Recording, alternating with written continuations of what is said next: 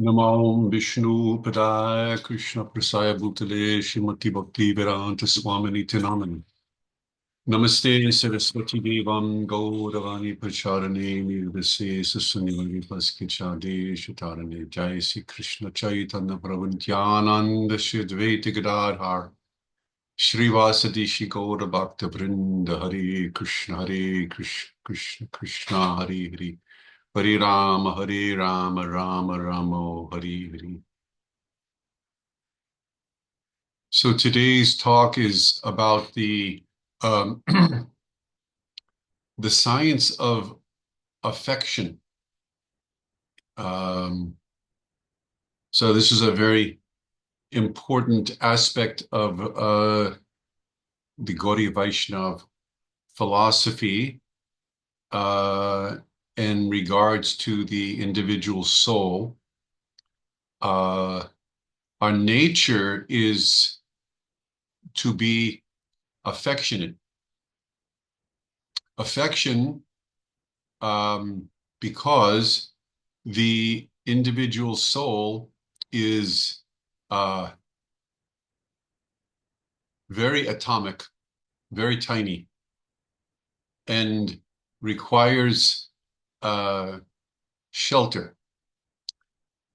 So it is drawn to shelter because it's so tiny. It is like requiring something larger, something greater to for its protection. So either the soul becomes attracted to material energy, it becomes attracted to the Brahman impersonal energy, it becomes attracted to the spiritual world. The nature of the soul is to find shelter. So we are drawn to something greater than ourselves, other than ourselves. In the material world, we are finding so-called shelter through affection with the body and the bodily extensions, like family, nation, car, home, all these areas of affection. You don't have to teach anyone affection. People are naturally affectionate, or we might say he lacks affection, she lacks affection, because affection is normal. Impersonalists find that affection is the cause of suffering, therefore they try to stop affection and come to this situation of neutrality called Brahman realization, where there is no senses, no emotions, no affection. That is an unnatural state, because the normal state of the soul is affection, affectionate. That, as Prabhupada said, desire. You cannot stop desire because we are an eternal aspect or made in the image of Krishna. So Prabhupada's whole point in his teachings is to transfer this affectionate nature from the material world, the material body, to Krishna. Transfer. Because the idea is affection is natural. So in Krishna consciousness, we become affectionate toward the deity, dressing the deity, feeding, preparing food, meals, dressing, putting to bed. These routines that we go through is meant to help us develop affection for Krishna. Not that the affection for Krishna is not there and originally, it just needs to be transferred from one thing to another. So this transference of affection is the basis of Krishna consciousness. How can I increase my affection for Krishna? How can I increase my affection for Radharani? And this affection starts with, how can I increase my affection for my spiritual master? In Gaudiya Vaishnavism, we understand the gateway to developing affection for God is by developing affection for my guru. But this affection is based on discipline or surrender or submissiveness. So my guru, when he speaks, when he says, when he tells me to do something, I do it. At first, there may be resistance, but in time, I learn that this is good for me. So I develop affection for my guru. Ishwara Puri served Madhavendra Puri. I believe it was that relationship. Ishwara Puri served Madhavendra Puri in his old age, caring for him. Sometimes we hear of these stories, great stories of where the disciple is caring for the spiritual master in old age, or he's infirm, he's old, maybe he can't walk. The dedication of the disciple to the spiritual master is very important, is a very important aspect of Gaudiya Vaishnavism. Prabhupada once gave a lecture in 1974 or 5 in Philadelphia. The name of the lecture is, and you can look this up, "Don't jump over the head of the guru to get to Krishna."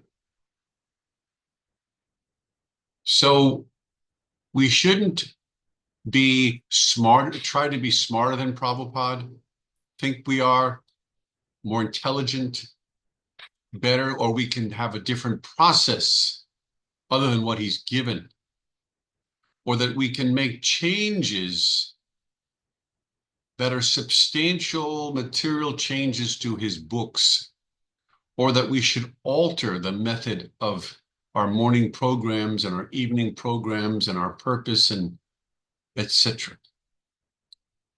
Prabhupada knows best. The guru knows best. My business is to follow in his footsteps, to become his indentured or his loyal servant, his disciple.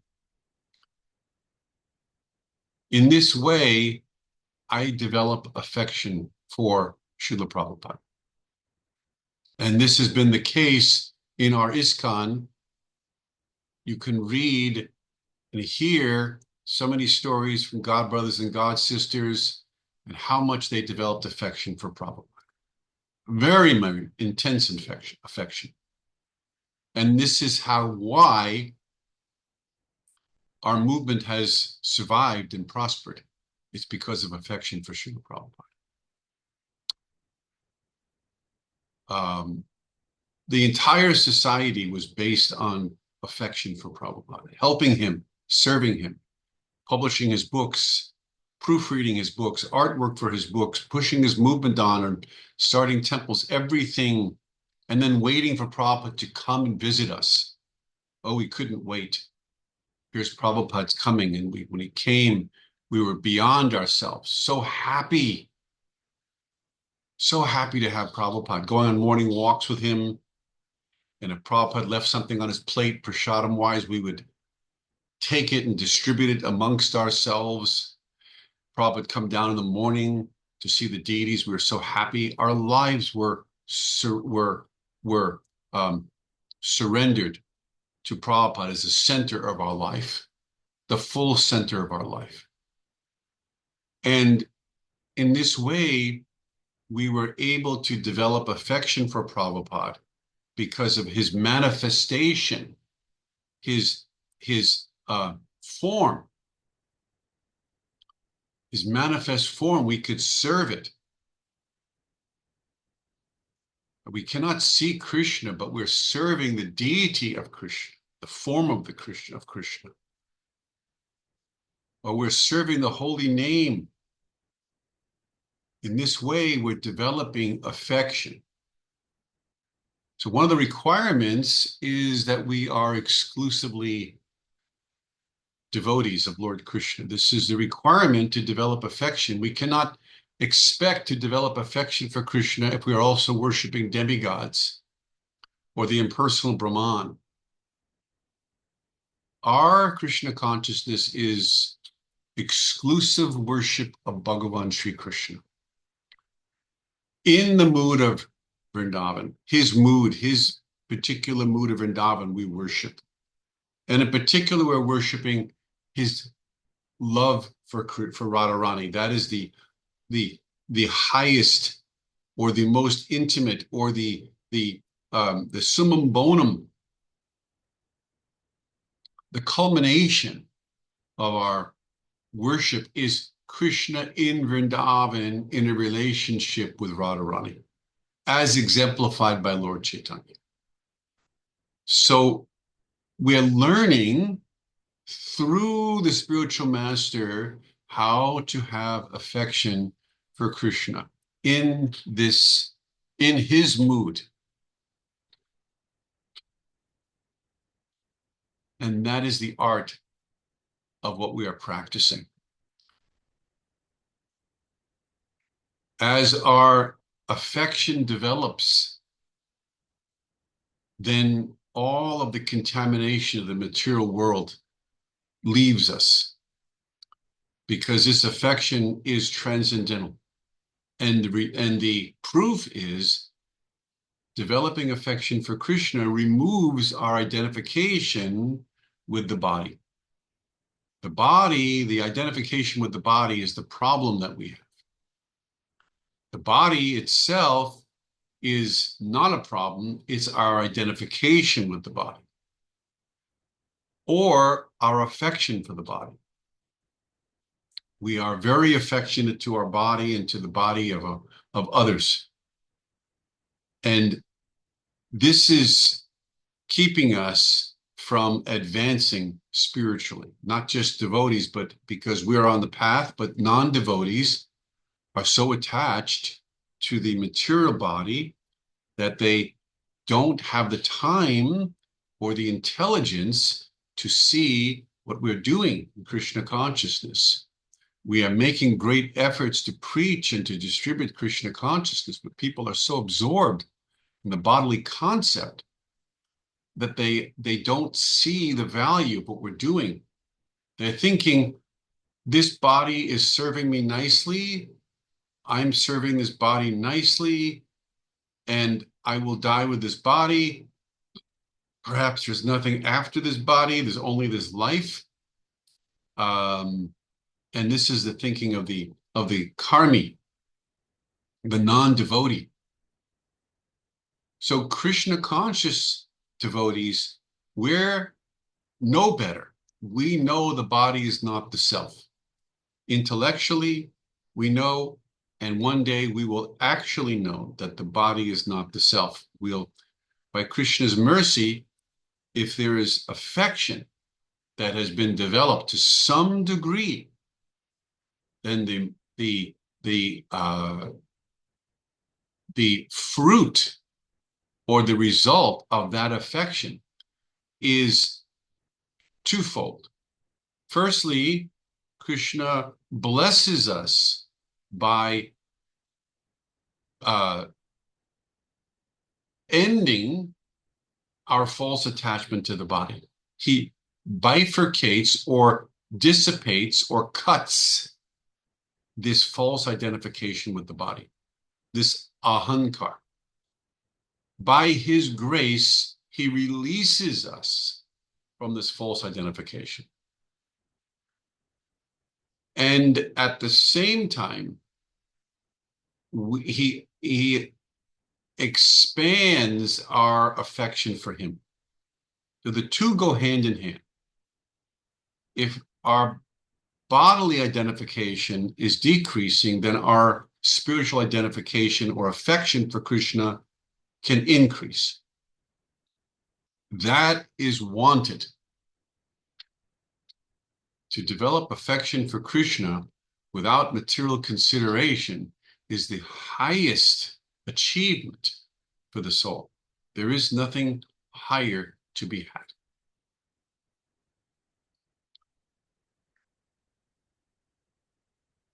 When we have no affection for the body, when we treat the body as a temple, but not as ourself, then our mind is free to think of Krishna. And that is a very joyful position to be in. If Krishna was just to award us liberation, but we had no ability to remember him or think of him, or any inclination to think of him, then that liberation would be worth nothing, or very little. There would be some happiness from no longer identifying with the body. There would be a sense of freedom. We call that sat, eternity. Freedom from the body, from death, from birth. Though there is a sense of joy. But from there, it does not rise. It's like plateaus. It becomes less and less valuable as the days go by for someone who is liberated, but is not tasting or increasing his affection for Krishna. The experience of being a soul beyond the body has a limited degree of happiness. There's really no ananda in that. Ananda or bliss can only come from remembering Lord Krishna, remembering his Leela. The mind becomes energized, transformed. It becomes electrified with thoughts of Krishna. This is the beauty of real Krishna consciousness. Not to think of the body all day and the needs of the body, but to think of the sweet pastimes of the Lord and the needs of the Lord. Krishna has no needs because he's Atmaram, he's self-satisfied. But bhakti means to fulfill the desires of Krishna. It's a little bit of an achintya. That is inconceivable. God is fully satisfied, but yet he has desires to be fulfilled. This is the meaning of bhakti, how I can fulfill the desires of my Lord, how I can please Krishna. These thoughts are on the level of pure devotion. This is what we are aspiring for. And once we are freed from the body, this revelation or this understanding comes very naturally, because we have got to this point by executing Krishna consciousness in a very focused manner over a long period of time. We come to this place where our mind and our intelligence is focused to such a fine degree that Krishna consciousness manifests. Thoughts of Krishna and pleasing Krishna and particular ideas on how to please Krishna come into a liberated devotee's mind, naturally flow. And this is the situation in Vrndavana, where devotees have spontaneous thoughts of love for Krishna. They have a body, but the body is not an impediment The body is filled with bhav and prem. It's not a material body. The body and the mind and the soul in Vrindavan is the same for the devotee. So everything there allows the devotee to fully focus himself on his love for his most beloved. And there is no one who is more intensely in love with Krishna than Srimati Radharani. So we are following in the footsteps of these great Brijavasis. We are following in their footsteps, meaning we have taken the path of Rupa Goswami, Sadhan Bhakti, Vaidhi Bhakti, Raganuga Bhakti. We are taking this path as taught to us in practical, not impractical, but in practice details by Srila Prabhupada.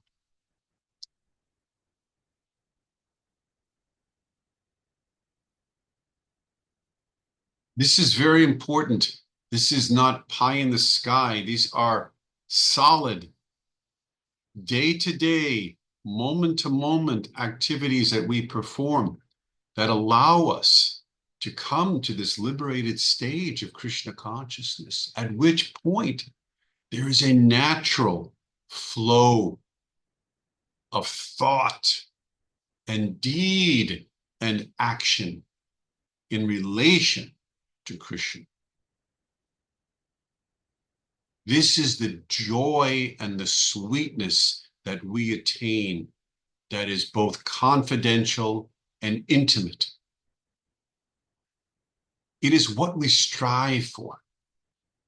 Krishna conscious devotees are not looking for material rewards.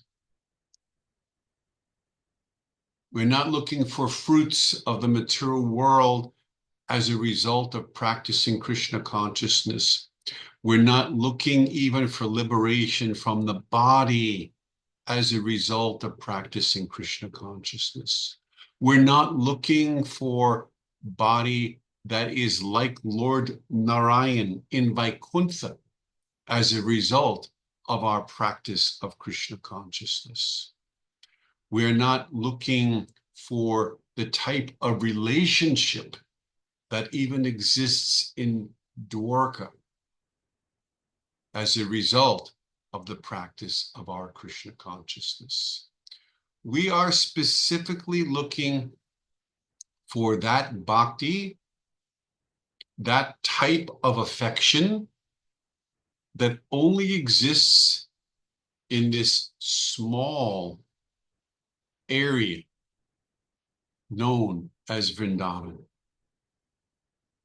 where only certain types of living beings exist that have a particular spontaneous love for Lord Krishna.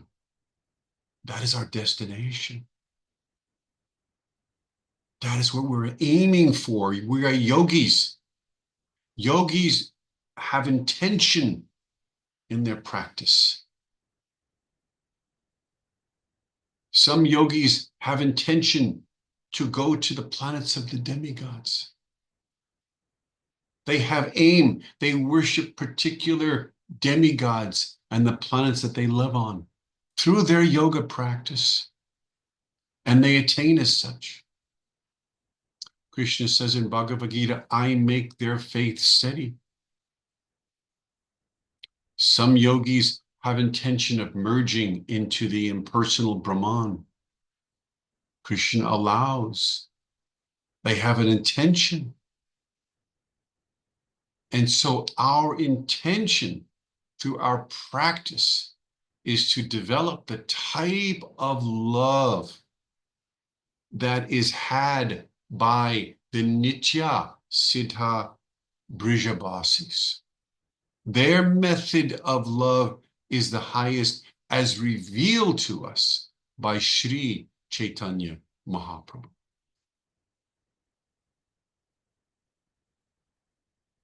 Who better to reveal the intimacies of loving affairs than Lord Krishna himself? He knows the mood of Radharani. This is an unattainable mood, Mahabhav. He exemplified. We are able to taste a little bit of that Mahabhav of Radharani by reading and worshiping the pastimes of Lord Chaitanya. The pastimes have been delineated and written by Krishnadas Kaviraj and Chaitanya Charitamrita. So we read these, and for a liberated devotee, we can enter into this mood that is being experienced by Sri Chaitanya Mahaprabhu, which is non-different than the mood of Radharani in Vrndavana.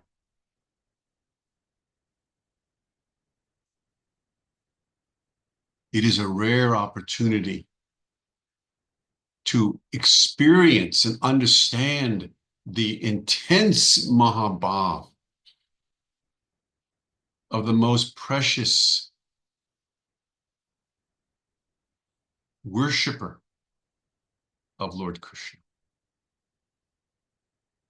This is our destination. This is our desire. So we wish to fulfill the desire, the demands of our desire. We wish to, by feeding it with Krishna Katha. So we should read these pastimes of Lord Chaitanya in the right mentality so that we can relish these pastimes. One after the other, after the other, after the other. They're waves that create waves in our heart. You can read Lord Chaitanya's relationship with Sanatana Goswami, Rupa Goswami, Sarvabhauma Bhattacharya, his pastimes of traveling to South India. All of these pastimes are filled with so much bhav.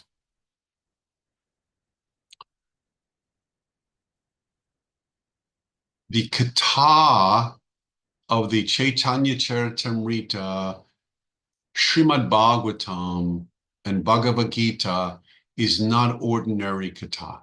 This is transcendental. It is meant for liberated souls. But because we're not liberated, we have to come to this platform of liberation. So rather than first become liberated by practicing Gyan Yoga or Gyan or certain types of Karma Yoga mixed with a little bit of Bhakti, that has been rejected by Lord Chaitanya and Lord Krishna. In order for us to come to the liberated stage so we can relish Bhakti, we simply engage in Bhakti in our conditional stage. And then we come to the liberated stage automatically. By Krishna's grace, identification with the body is removed. By Krishna's grace. By Krishna's grace, real devotion comes into our hearts. By Krishna's grace. There is no need for us to first try to become liberated through another process. You simply take to bhakti under the guidance of the spiritual master, execute the process with sincerity, devotion, loyalty to the process. Not that we jump around like a monkey, Prabhupada says, from tree to tree, different processes, different types of yoga that we do know. We don't introduce something else. We don't add something else to the sweet rice. Krishna consciousness is a papavidam, without sin. It is perfect. And if we practice as the process as given to us, then we will become pure and be able to execute the process with a pure mind, pure heart. This is the method of entering into Vrindavan, the Vrindavan mood. That is why you can live in Vrindavan, but not necessarily be in Vrindavan. Whereas you can be living in another country and you can actually be in Vrindavan. It is the mood. That is why Lord Chaitanya Prabhupada spread Krishna consciousness to the West. Not that he was saying, everyone leave and come to Vrindavan. No, stay where you are, but execute Krishna consciousness in your home, in your private life, execute Krishna consciousness, and from wherever you are, you will be in Vrindavan.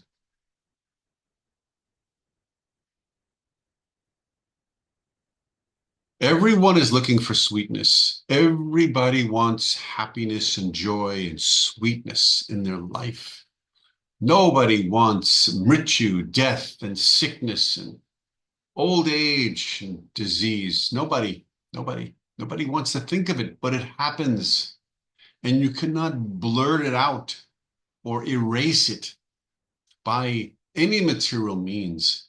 You cannot take an intoxicant. You cannot take liquor, alcohol, drugs, sex, impersonal obliteration of the self by merging into Brahman. None of these things are going to usher joy of Krishna consciousness into your heart. The only method to attain permanent happiness is through this Krishna conscious process. We cannot go over the head of our guru. We cannot think ourselves smarter than Srila Prabhupada. We can simply humbly serve his lotus feet by following his instructions. Then we can become qualified ourselves to be a good representative of Srila Prabhupada and teach others this method. That is wanted, Prabhupada said. How to inspire somebody else. Yes, I want to be like you. What you have, I want as well. How can I be a Krishna Bhakta? I see that you're happy, that you're content, that you are experiencing bhav. You have affection for the process, for Krishna. Something has changed in you. You have something that is appealing to me, and I want to taste what you have. That is what Prabhupada wanted all of his disciples to be like. Emissaries, he said, for Krishna consciousness. Be like me, Prabhupada said. So that we can effectively spread Krishna consciousness to others by inspiration, not by forcing somebody, but by inspiring. You speak from the heart. If you have some understanding of the process and affection, and others will feel your bhakti, and they will say, I want this Krishna consciousness. This is how Lord Chaitanya spread it. He's dancing in ecstasy, and many, many people saw his dancing and were inspired by this dancing. Oh, I want to worship Lord Chaitanya. I want to worship Lord Krishna. I want to chant Hare Krishna. I want to feel and taste this prem. Lord Chaitanya is Krishna. He came to taste the prem of Radharani. Radharani is the cause. Her ecstasy for Krishna is the cause of everything, her madness and her love. Lord Krishna took this incarnation of Lord Chaitanya to taste this love. And it is this madness of love that the Goswamis and the great acharyas are following, are wanting to taste. This is how it's happening. All of us in the line of Sri Chaitanya are wanting to taste Radharani's love for Krishna. So beautiful. Lord Chaitanya is so beautiful. How he is breaking open the treasure chest of love of God and distributing it without consideration for qualification, because he's in a state of madness of love. Take, take, take, take, take. Prabhupada was like that. So much love coming from Prabhupada, always giving his love to us through instruction, through a personal association. In every way possible, he gave his love. Even when he was giving out cookies from the Vyasasana, it was giving love. Each cookie to each person felt like he was giving his love. Lord Chaitanya was giving his love in his dancing, in his association, everything he did in giving the depth of the Vedas to Rupa and Sanatana, Sarvabhauma Prakashananda. Everything he did was an experience of transferring love to those around him. And even if it was not directly trying to give that love to someone, if he was in the madness of love, tasting Radharani's love for Krishna, he affected those around him. They were affected by that. So sometimes in our Krishna consciousness, if someone is advanced, just by their association, one becomes influenced to become Krishna conscious. So thank you for listening to this talk. I am preparing these videos for the current members of Krishna consciousness and for the future members of Krishna consciousness. I have great, great confidence and faith in Lord Krishna that I may get 10 views or 20 views of this video or 5 views. It may grow, but even after I pass away, it will continue to be seen and it will grow. And I will not be here, but one day this video could have 1 million views. That is how Krishna consciousness works.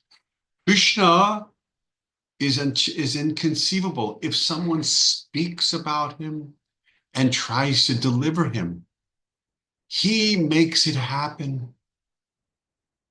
The conversation that Shukadev Goswami had with Parikshit Maharaj was only witnessed by a few. And of those few, Sutta Goswami was one. And he related that to 70,000 others. And it grew from there and grew. So the glories of Lord Krishna grew, and never stops growing. And so if we are speaking today of the glories of Srila Prabhupada and Lord Chaitanya, they will grow, because this is Krishna Katha and it cannot be stopped. Thank you for listening. See you in the next video. Hare Krishna.